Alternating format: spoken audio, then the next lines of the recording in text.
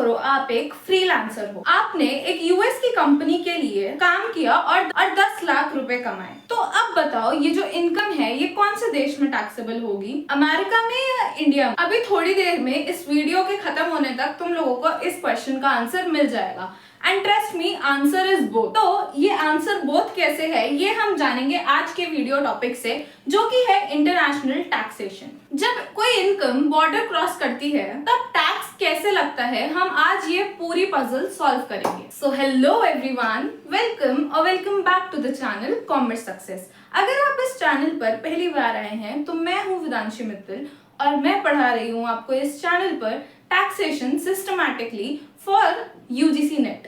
And अगर आप कोई बीकॉम, बीबीए या एमकॉम के स्टूडेंट हैं और आपके लिए कोई पर्टिकुलर टॉपिक आपके सब्जेक्ट से, आपके किसी सब्जेक्ट के लिए रेलेवेंट है, तो you are most welcome to watch this video and clarify your doubts. So now without any further ado आज की वीडियो का एजेंडा देख लेते हैं। आज की वीडियो में हम 7 टॉपिक्स डिस्कस करेंगे, जिसमें सबसे पहले हम डिस्कस करेंगे डबल टैक्सेशन का कंसेप्ट। उसके बाद हम जानेंगे DTAA के बारे में, which is double taxation avoidance agreement के बारे में। फिर हम देखेंगे एग्जम्पशन और क्रेडिट मेथड।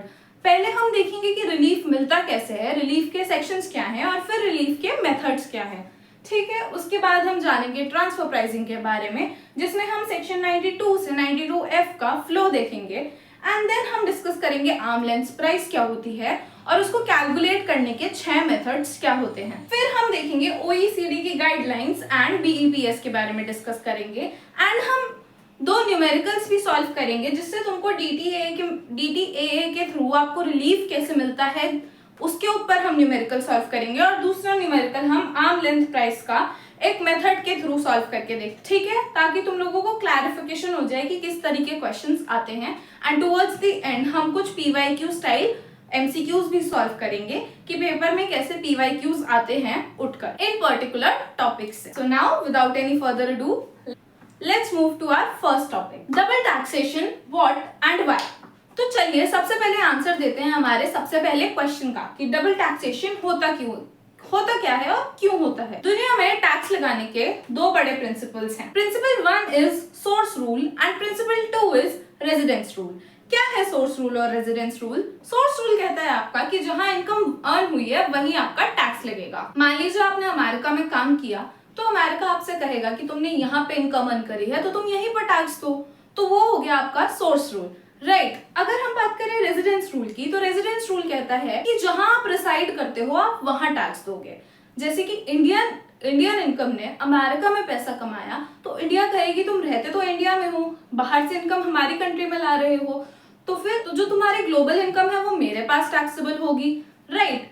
तो ये होते हैं आपके सोर्स रूल और रेजिडेंस रूल। तो अब तुम सोचो कि सेम 10 लाख रुपए पे अमेरिका ने भी टैक्स ले लिया और इंडिया ने भी टैक्स ले लिया, तो सेम इनकम 2 बार टैक्स हो गई। तो सेम इनकम और 2 बार टैक्स, इसी को हम डबल टैक्सेशन बोलते हैं। जब आपका सोर्स कंट्री और रेजिडेंस कंट्री दोनों टैक्स ले रहे होते हैं सेम इनकम पर, वही आपका डबल टैक्सेशन होता है। और ये सिर्फ अनफेयर नहीं है, ये बिजनेस के लिए भी बहुत बुरा है, क्योंकि अगर कोई बंदा जानता है, कोई बिजनेसमैन जानता है कि उसकी इनकम पर डबल टैक्स लगेगा, तो वो तो फॉरेन बिजनेस करने से डरेगा ना, वो फॉरेन बिजनेस करेगा ही नहीं, वो इंटरनेशनल बिजनेस की तरफ जाएगा ही नहीं, विच मीन्स ट्रेड रुक जाएगा और इन्वेस्टमेंट रुक जाएगा। तो फिर इसका सोल्यूशन क्या है? इसका सोल्यूशन है double taxation avoidance agreement. Double taxation avoidance agreement एक ट्रीटी है जो 2 कंट्रीज के बीच में होती है, ताकि सेम इनकम 2 बार टैक्स ना हो। चलो एक क्विक सा गेम खेलते हैं। मैं 3 सिचुएशंस दूंगी और आप साथ के साथ कमेंट सेक्शन में बताना कि कौन सा सेक्शन अप्लाई होगा उस पर्टिकुलर सिचुएशन पे। रेडी? साथ के साथ कमेंट करना है। तो सिचुएशन 1 ये है कि इंडिया और USA के बीच में DTAA साइंड है, double taxation avoidance agreement India और USA की गवर्नमेंट के बीच में साइंड है, और आपने इनकम कमाई USA में।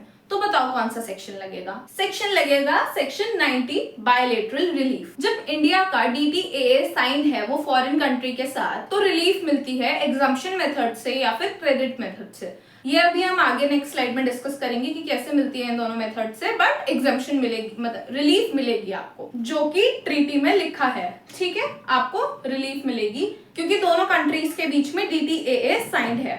ओके, नेक्स्ट सिचुएशन इज जो आपका डबल टैक्सेशन अवॉइडेंस एग्रीमेंट है वो गवर्नमेंट टू गवर्नमेंट नहीं है, बल्कि एक इंडियन प्रोफेशनल बॉडी और एक फॉरेन प्रोफेशनल बॉडी के बीच में है। गवर्नमेंट टू गवर्नमेंट नहीं है, दो प्रोफेशनल बॉडीज के बीच में है विद इन 2 कंट्रीज। तो फिर कौन सा सेक्शन लगेगा? आपका सेक्शन लगेगा सेक्शन 90A का बायलैटरल रिलीफ। तो सेक्शन 90 होता है आपका जब गवर्नमेंट के बीच में DTAA होता है। सेक्शन 90A होता है आपका जब दो प्रोफेशनल बॉडीज के बीच में, दो प्रोफेशनल एंटिटीज के बीच में आपका DTAA होता है। यहाँ पे भी 90A की तरह आपको रिलीफ मिलेगा बायलैटरल, बस फर्क इतना है कि यहाँ पर गवर्नमेंट्स के बीच में नहीं है आपका DTAA।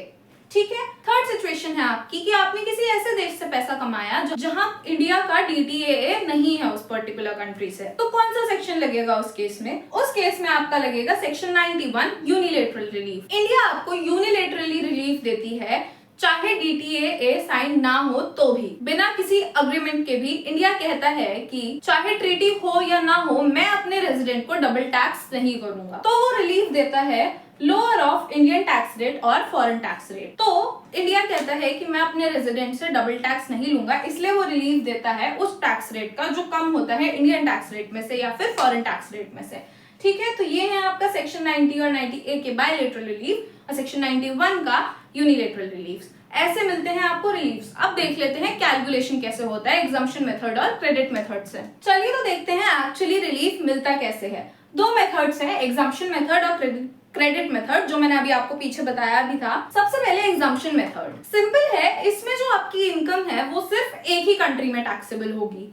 क्या? इसमें जो आपकी इनकम है वो सिर्फ एक ही कंट्री में टैक्सेबल होगी, दूसरा देश उसको पूरी तरीके से एग्जम्प्ट कर देगा। एक देश में टैक्सेबल होगी, दूसरा देश पूरी तरीके से एग्जम्प्ट कर देगा, राइट? जैसे मान लो मिस्टर एक्स की फॉरेन सैलरी 8 लाख रुपए है, तो वो सिर्फ सोर्स कंट्री में टैक्सेबल होगी। इंडिया बोल देगा कि मैं 0 टैक्स लूंगा उस पर्टिकुलर इनकम पर। तो this is how exemption method works. अगर मैं बात करूं क्रेडिट मेथड की, तो यहाँ दोनों कंट्रीज टैक्स लगाती हैं, पर कैच ये है कि आपकी जो रेजिडेंट कंट्री है वो आपको क्रेडिट देती है। मतलब एग्जांपल से समझो, मान लो आपने फॉरेन टैक्स पे किया 1 लाख रुपए का, अब सेम इनकम पर आपका इंडिया में टैक्स बन रहा है 1.5 लाख रुपए, तो इंडिया बोलेगा कि आप ऑलरेडी फॉरेन कंट्री में 1 लाख टैक्स दे चुके हो। यहाँ पर इंडिया में कितना टैक्स लग रहा है? 1.5 लाख। तो आप already 1 lakh since foreign country में दे चुके हो, तो इंडिया में अब आप सिर्फ बचा हुआ 50,000 रुपए टैक्स दोगे। This is how credit method works, right? तो अब आप सोचो, आप एज अ टैक्स पेयर कौन सा मेथड प्रेफर करोगे? दोनों में फाइनल टैक्स यूजुअली सेम होता है, बस मैकेनिज्म अलग है। फाइनल टैक्स यूजुअली दोनों में सेम होता है, क्योंकि एग्जम्पशन मेथड में फिर रिलीफ के लिए वो वाला टैक्स रेट चूज किया जाता है जो लोअर होता है, तो एग्जम्पशन मेथड में भी आपका टैक्स वही वाला कलेक्ट किया जाता है जो ज्यादा था। ठीक है, सेम इन क्रेडिट मेथड, आप मैक्सिमम जो अमाउंट निकलेगा टैक्स का वो तो आप पे करोगे ही, बस डबल टाइम्स मतलब 2 टाइम्स पे नहीं करोगे, right? So this is how the mechanism is different, but still amount दोनों में मैक्सिमम वाला ही जाएगा, राइट? तो इंडिया में क्रेडिट मेथड ज्यादा कॉमन है, स्पेशली सेक्शन 91 के अंडर, और ज्यादा DTAAs में भी क्रेडिट मेथड ही फेमस है। तो ऐसे आपका रिलीफ कैलकुलेट होता है। तो चलो अब एक न्यूमेरिकल सॉल्व करते हैं। ये पर्टिकुलर क्वेश्चन आपका सेक्शन 91 का कंसेप्ट यूज करता है, तो तुमको क्लियर हो जाएगा एकदम। तो सबसे पहले क्वेश्चन नोट करो। डेटा गिवन है कि मिस्टर अंकित एक रेजिडेंट इंडिविजुअल है, प्रीवियस ईयर है 2024 से 25, इनकम अर्न है इंडिया की 4 लाख रुपए और फॉरेन कंट्री की इनकम अर्न है 1 लाख रुपीज। लिखा है no double tax avoidance agreement, ठीक है? तो नो DTAA है। फॉरेन टैक्स पेड दिखा रखा है 10,000 रुपए, 10,000 वो फॉरेन टैक्स पेड कर चुका है, इंडियन टैक्स रेट दे रखा है 20%, तो अब DTAA नहीं है। तो इसमें हम क्या निकालते थे? सेक्शन 91 यूनिलेटरल रिलीफ क्या कह रहा था? रिलीफ क्या मिलता था सेक्शन 91 के अकॉर्डिंग? रिलीफ मिलता था आपके लोअर रेट पे। इन दोनों में से फॉरेन रेट और इंडियन टैक्स रेट में से जो भी कम होगा उसका रिलीफ मिल जाएगा और बचा हुआ आप एज टैक्स पे करेंगे, ठीक है? तो सबसे पहले हम अपनी ग्लोबल इनकम निकाल लेते हैं। ग्लोबल इनकम आपकी 5 लाख रुपए है, 4 lakh Indian and 1 lakh foreign. Indian tax rate आपका 20% गिवन है, तो आप इंडियन टैक्स रेट एक बार फॉरेन इनकम पर लगा देंगे तो आपका 20,000 आएगा। 1 लाख आपकी फॉरेन इनकम थी, इंडियन टैक्स रेट 20% है, तो कितना आएगा टैक्स? 20,000 आ जाएगा। अब इंडिया और फॉरेन को हम कंपेयर करेंगे, तो इंडिया में टैक्स वो देगा 20,000 रुपए और फॉरेन टैक्स जो उसने पे किया है वो 10,000 रुपए है, विच मीन्स 10% है बेसिकली फॉरेन टैक्स रेट। तो हमें क्या कितने का रिलीफ देना होता है, जो लोअर होता है। तो इसमें कौन सा लोअर है, फॉरेन रेट लोअर है या इंडियन रेट लोअर है, फॉरेन रेट लोअर है या इंडियन रेट लोअर है, ऑब्वियसली आपका फॉरेन रेट लोअर है। तो आपका रिलीफ किसका मिल जाएगा, तो अंडर सेक्शन 91 आपको डबली टैक्स इनकम पे लोअर ऑफ इंडियन रेट या फॉरेन रेट यानी कि 10% का 10,000 रुपए, 1 लाख के 10% का यानी कि 10,000 रुपए का रिलीफ मिल जाएगा। ठीक है, तो आप टैक्स कितना देंगे फिर टोटल इनकम पर, तो फिर जब आप अपनी टोटल इनकम पर टैक्स कैलकुलेट करेंगे, टैक्स कंप्यूट करेंगे इंडिया में, तो वो ऐसे कंप्यूट होगा कि आप 5 लाख पे माइनस करेंगे 10,000 का रिलीफ, 5 लाख पे क्या करेंगे 10,000 का रिलीफ माइनस करेंगे एंड फिर नेट इंडियन टैक्सेबल निकाल लेंगे। तो क्वेश्चन में पूछा क्या था, आपको रिलीफ निकालना था, कितना मिला है 10,000 रुपए का रिलीफ मिला है आपको अंडर सेक्शन 91। ओके, तो अब हम एक बिल्कुल अलग दुनिया में चलते हैं, totally different world, which is transfer pricing. ये वही मैकेनिज्म है जिससे multinational companies billions of dollars का टैक्स बचाने की कोशिश करती हैं और गवर्नमेंट इनसे लड़ती है। समझते हैं, कंसेप्ट समझो। एक इंडियन कंपनी है, उसकी पेरेंट कंपनी यूएसए में है, दोनों रिलेटेड हैं, सेम ग्रुप। अब इंडियन कंपनी ने पेरेंट कंपनी को प्रोडक्ट बेचा 800 रुपए में, जबकि मार्केट प्राइस है 1000 रुपए। तो सोचो ये इंडियन कंपनी इतना कम प्राइस क्यों ले रही है, क्योंकि प्रॉफिट को इंडियन बुक्स से हटाकर यूएस बुक्स में ट्रांसफर करना है विद द होप कि शायद यूएसए में टैक्स कम हो। The motive is to save the tax, right. वो इसीलिए सस्ते में बेच रही है ताकि वो अपना टैक्स बचा सके। तो यही है आपका ट्रांसफर प्राइसिंग का प्रॉब्लम। तो गवर्नमेंट ने कहा नहीं चलेगा, गवर्नमेंट ने कहा नहीं चलेगा। उन्होंने कहा कि रिलेटेड कंपनीज के बीच भी ट्रांजैक्शंस होंगी, जैसे अनरिलेटेड पार्टीज के प्राइस पर होती हैं, जैसे अनरिलेटेड पार्टीज के बीच में होती हैं, वैसे ही रिलेटेड पार्टीज के बीच में ट्रांजैक्शंस होंगी। जिस प्राइस पर अनरिलेटेड पार्टी को बेचा जाएगा उसी प्राइस पर आपका रिलेटेड पार्टी को बेचा जाएगा। ये बोल दिया गवर्नमेंट ने साफ साफ। और इसी प्राइस को बोलते हैं आर्म्स लेंथ प्राइस, यानी कि ALP। ठीक है, क्या है, transfer pricing rule forces them to price transactions as if they were unrelated prices, as if they were unrelated parties at what price, at arm's length price। और arm's length price का पूरा framework section 92 से 92F तक एक flow में है, एक sequence में है। ये लाया गया है फाइनेंस एक्ट 2001 से। एक बार इनका सीक्वेंस याद कर लो। सेक्शन 92 में आता है आपका कंप्यूट कैसे करते हैं हम आर्म्स लेंथ प्राइस को कंप्यूट कैसे करते हैं, ये आता है अंडर सेक्शन 92। सेक्शन 92A में एसोसिएटेड एंटरप्राइज को डिफाइन किया गया है कि एसोसिएटेड एंटरप्राइज होती क्या है, ये अभी हम आगे देखेंगे।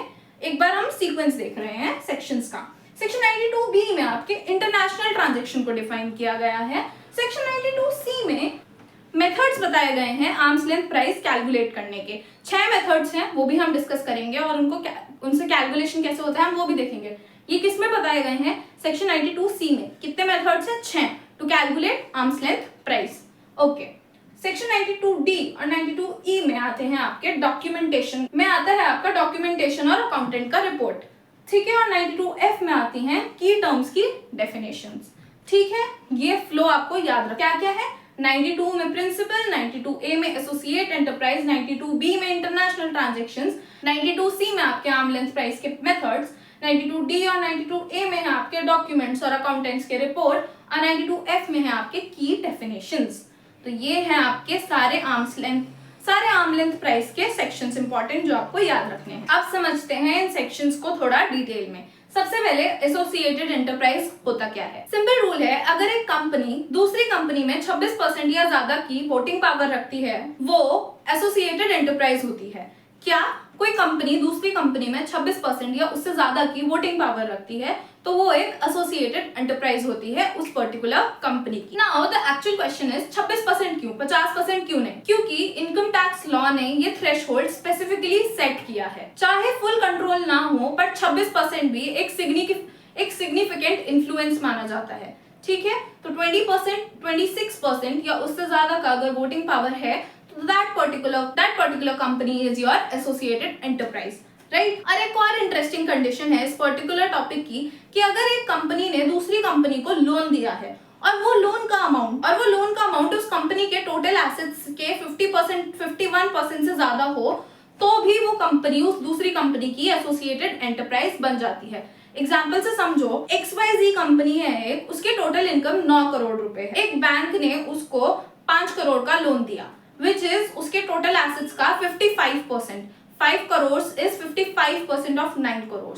तो जो बैंक है वो XYZ कंपनी का एसोसिएट एंटरप्राइज बन गया, चाहे उस बैंक का कोई वोटिंग पावर नहीं है, कोई शेयर होल्डिंग नहीं है उस पर्टिकुलर कंपनी में, but still since that particular bank is giving a loan of more than 55% of total assets, तो उस वजह से वो बैंक XYZ कंपनी का एसोसिएट एंटरप्राइज बन गया।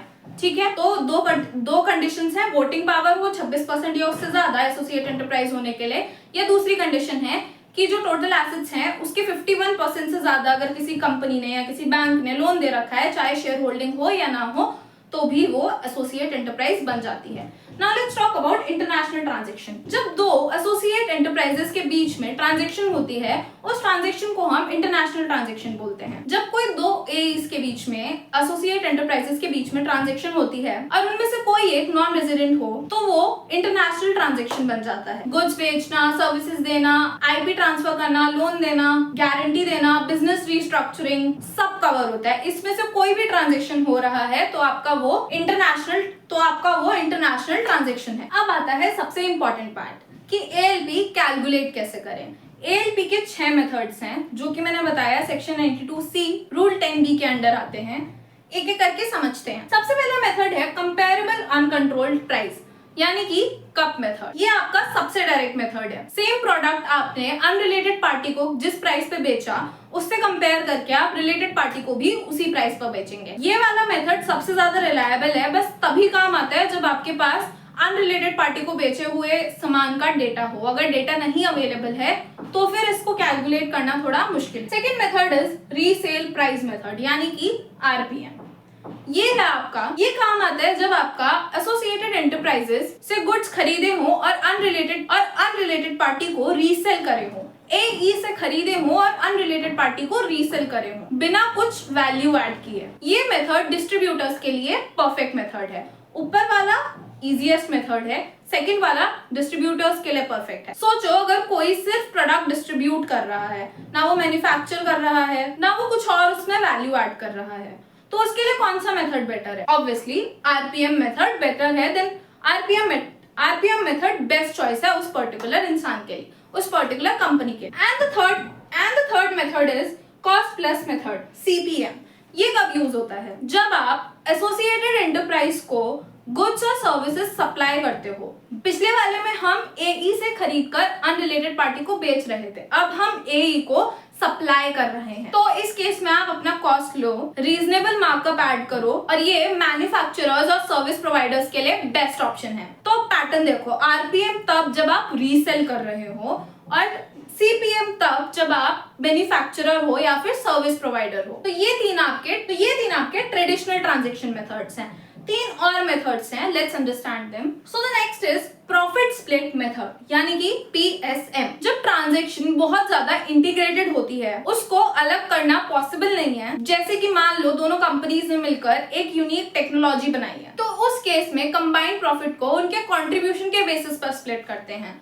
ठीक है, तो ये होता है आपका profit split method. Next is transactional net margin method, TNMM। ये कंपेयर करता है नेट प्रॉफिट मार्जिन को। ये कंपेयर करता है नेट प्रॉफिट मार्जिन को कॉस्ट, सेल्स या एसेट्स के रिलेटिव इंडिपेंडेंट कंपनीज के मार्जिन से कंपेयर करना होता है। एक इंटरेस्टिंग फैक्ट है, TNMM दुनिया भर में यूज होता है। TNMM आपका दुनिया भर में सबसे ज्यादा यूज होता है। क्यों?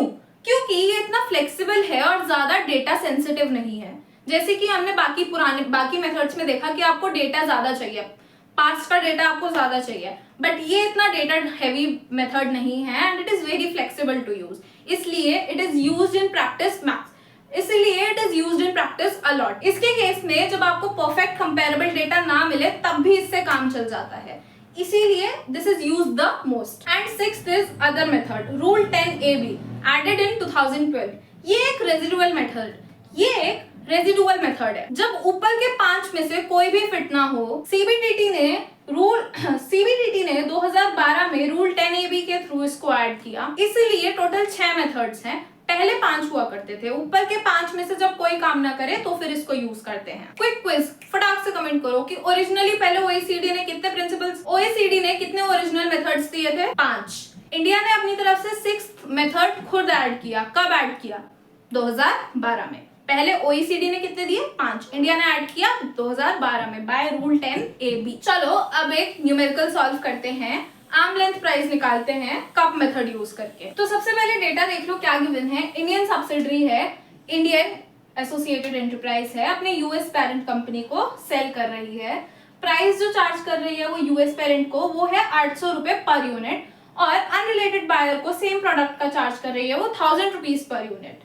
ठीक है, मतलब वो अपनी पेरेंट कंपनी को 200 रुपए सस्ता बेच रही है पर यूनिट। कितनी क्वांटिटी बेची है उसने कितनी क्वांटिटी बेची है उसने अपने पेरेंट कंपनी को? 10,000 यूनिट्स बेची हैं, विच मीन्स 800 पर यूनिट और 10,000 यूनिट्स बेची हैं।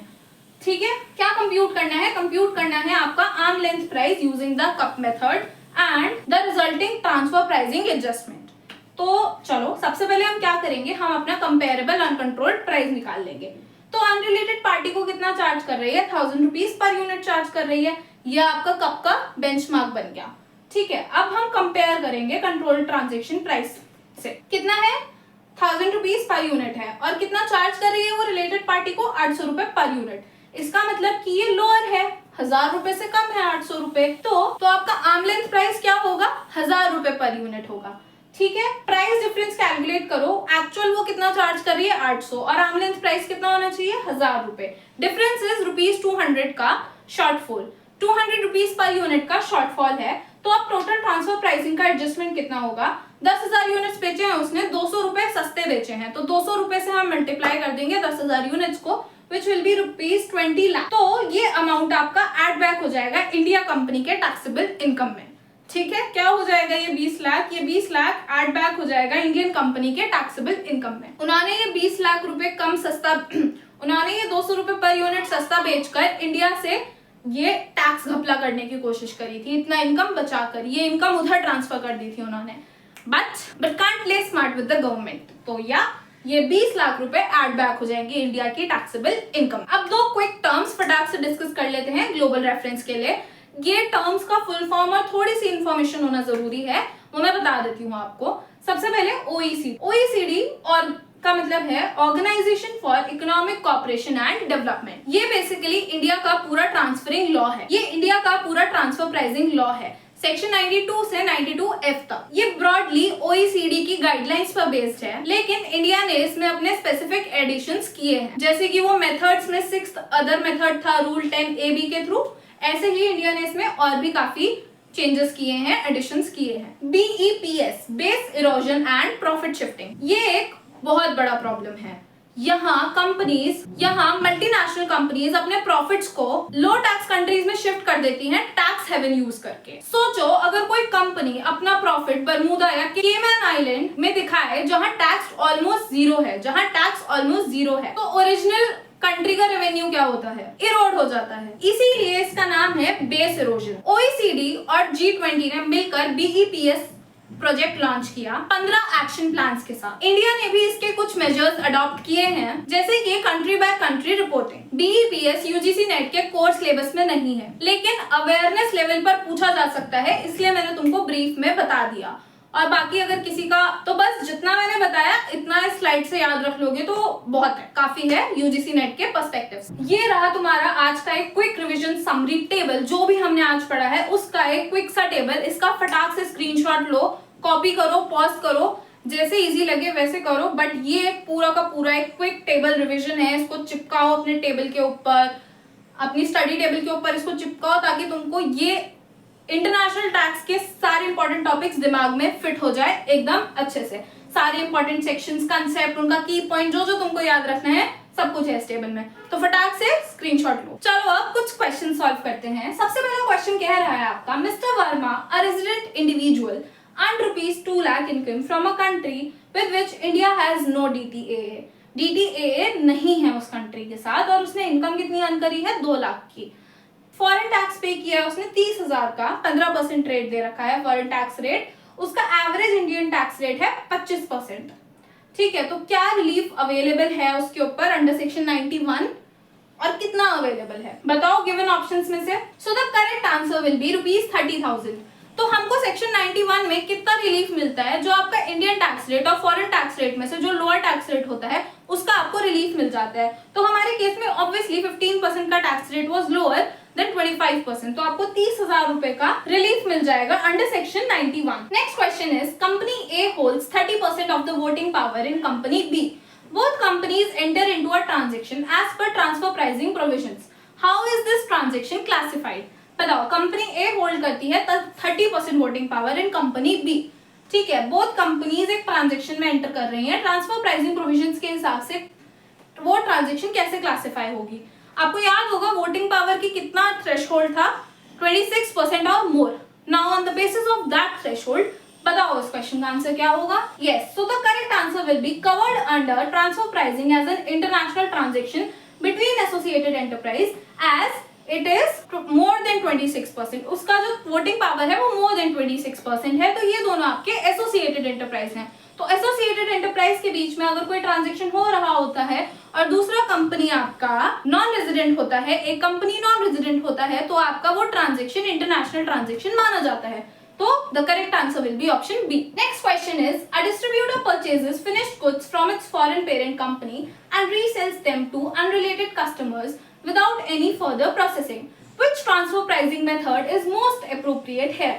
कौन सा ट्रांसफर प्राइसिंग मेथड सबसे ज्यादा अप्रोप्रिएट रहेगा ऐसे कंपनी के लिए जो कि क्या करता है, वो परचेज करता है फिनिश्ड गुड्स अपने फॉरेन पेरेंट कंपनी से और उनको रीसेल करता है अनरिलेटेड कस्टमर्स को, बेसिकली रीसेल करता है।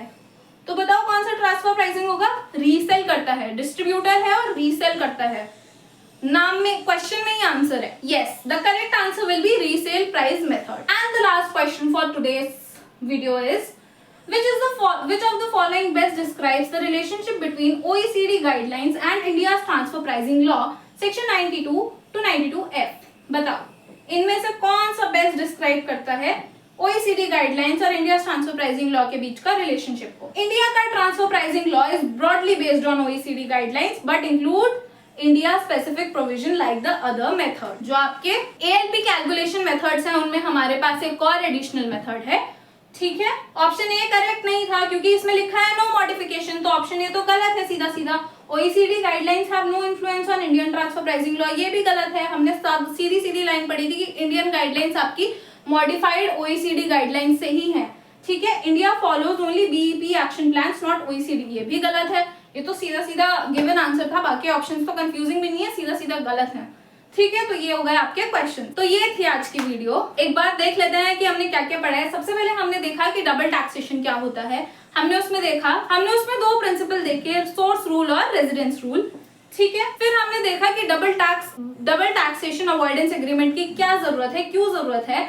फिर उसमें हमने रिलीफ देखे, सेक्शन 90 और 90A का बायलेटरल रिलीफ देखा और 91 का यूनिलेटरल रिलीफ देखा। फिर हमने एग्जम्पशन मेथड और क्रेडिट मेथड के अंदर कैलकुलेशन कैसे होती है वो देखा और फिर हमने एक क्वेश्चन भी करके देखा सेक्शन 91 की हेल्प से हमने एक न्यूमेरिकल भी सॉल्व करके देखा।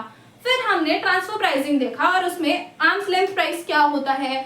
फिर हमने सेक्शन 92 से 92F का पूरा सीक्वेंस फ्लो देखा कि क्या क्या कवर होता है सारे सेक्शंस में। फिर हमने देखे आर्म्स लेंथ प्राइस मेथड फिर हमने देखे आर्म्स लेंथ प्राइस को कैलकुलेट करने के 6 मेथड, जिसमें हमने देखा cup method, RPM method, CPM method, PSM method, TNMM method, जो हमने देखा कि सबसे ज्यादा यूज होता है वर्ल्ड वाइड क्योंकि ये फ्लेक्सिबल है और डेटा ड्रिवन नहीं है। फिर हमने देखे एक एडिशनल अदर मेथड जो सिर्फ इंडिया ने इंट्रोड्यूस किया था बाय रूल 10AB इन 2012। फिर हमने OECD और BEPS के बारे में थोड़ा सा क्विक रेफरेंस के थ्रू जाना, ठीक है। एंड लास्ट में हमने कुछ MCQ स्टाइल क्वेश्चन सॉल्व किए ताकि तुमको पूरा एक रेफरेंस मिल जाए जो थ्योरी हमने पढ़ी थी उसको प्रैक्टिकली अप्लाई करके। अब नेक्स्ट वीडियो जो कि आपकी इस सीरीज की लास्ट वीडियो होगी वो होगी about the topic corporate tax planning versus avoidance versus evasion, make और बाय, ओन वर्सेस लीज और MAT। हम AMT पढ़ चुके हैं, उसमें मैंने